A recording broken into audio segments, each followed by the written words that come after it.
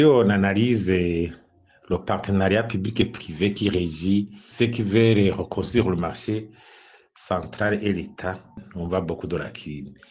Le cadre juridique et institutionnel n'est pas encore bien opérationnel. Le gouvernement n'a pas encore fait une évaluation, si je ne me trompe, une évaluation préliminaire pour voir, pour évaluer donc l'éventuel coût de l'infrastructure. Qu'est-ce qu'on veut réellement de ce marché central? Les termes du contrat, le coût de l'infrastructure, modalités de remboursement, délai d'exploitation, délai de construction. Tout ça, on voit qu'il y a encore ça de négociation, mais on dit qu'on veut commencer à reconstruire le marché central. Si c'est un monopole dans lequel l'État s'engage, quelle est la capacité de régulation? Pourquoi l'État n'a pas fait jouer la concurrence? Un appel d'offres en bonne et due forme. Est-ce que la capacité de l'entreprise a été bien évaluée, capacité financière, technique, l'expérience?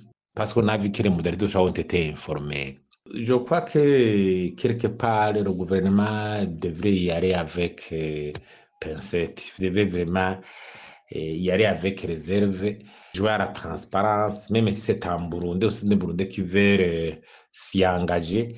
Il faut qu'il y ait des normes. Il y a des normes vraiment fondamentales qui doivent être respectées pour éviter des conflits éventuels. Vous savez, les gouvernements changent. Des fois, quand il n'y a pas un cadre juridique solide et institutionnel, les risques sont élevés et le projet maintes fois aboutit à l'échec. Et ça génère plus de conflits plutôt. À travers le document de stratégie nationale de coopération, le gouvernement s'engage à utiliser le partenariat public et privé pour mobiliser des fonds pour le financement des infrastructures.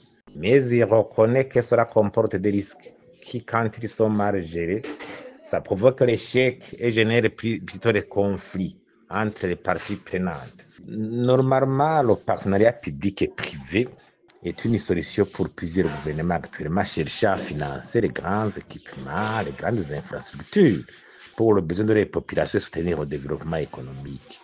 Parce que beaucoup d'infrastructures exigent des coûts extrêmement élevés. Donc les avantages du partenariat public et privé sont importants. Mais il convient de bien définir et de respecter le rôle de chaque acteur.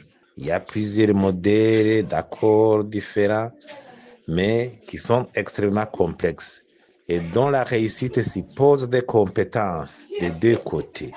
La plupart, il y a des cas de monopole et qui exigent la régulation.